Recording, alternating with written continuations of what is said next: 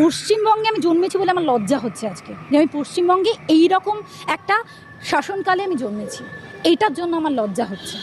এই যে আজকে পরীক্ষার কথা বারবার বলা হচ্ছে না, আমি এর আগেও 2011 থেকে 2019 সালের 24শে জানুয়ারি অবধি আমি বেসরকারি ইঞ্জিনিয়ারিং ইনস্টিটিউটে আমি বেসিক সায়েন্স ডিপার্টমেন্টে ম্যাথামেটিক্সের অ্যাসিস্ট্যান্ট প্রফেসর হিসেবে কাজ করেছি। আমার তৎকালীন সময় আমার শারীরিক কন্ডিশন খুব খারাপ, আমার বাচকের ভিশন চলে যায়। আমি গভর্নমেন্ট চাকরিটা ক্র্যাক করেছি এবং আমার মনে হচ্ছে ব্লাইন্ড টিচার্সদের তো বেসরকারি জায়গাতে কোনো সুযোগ সুবিধা নেই, যদি আমার ডান চোখটা অফ হয়ে যায় ব্লাইন্ড টিচার্সদের কিন্তু সরকারি জায়গাতে কিন্তু সুযোগ সুবিধা রয়েছে।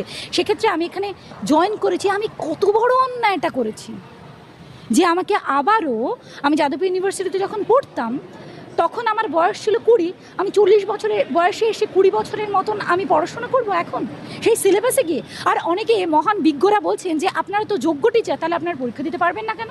আর মহা মুশকিল, আপনার যারা এই কথাগুলো বলছেন তাদেরকে বিএসসি এমএসসি সিলেবাস দিতে হবে না, তাদেরকে শুধু একটা মাধ্যমিক 3 মাস দিলাম, মাধ্যমিকে 3টে সাবজেক্টে শুধু পাস করে দেখান, কম্পিটিটিভ এক্সামও দরকার নেই। কিন্তু এখন অন্যায়ের যে প্রতিবাদ করতে যাবে, অন্যায়ের বিরুদ্ধে যে কথা বলতে যাবে, তাকে কিন্তু অ্যারেস্ট করা হবে। আমার আপাতত মনে হচ্ছে তাই, আমার বয়স এখন অনেক, আমার 40-এর কাছে বয়স, আমার তাহলে আগামী প্রজন্মের জন্য এটাই বলতে হবে যে তোমরা দুর্নীতির সঙ্গে থাকো, তবেই তোমরা ঠিক থাকবে। দুর্নীতির বিরুদ্ধে কখনো কিন্তু তোমরা আওয়াজ তুলো না, কোনো কোয়েশ্চেন কখনো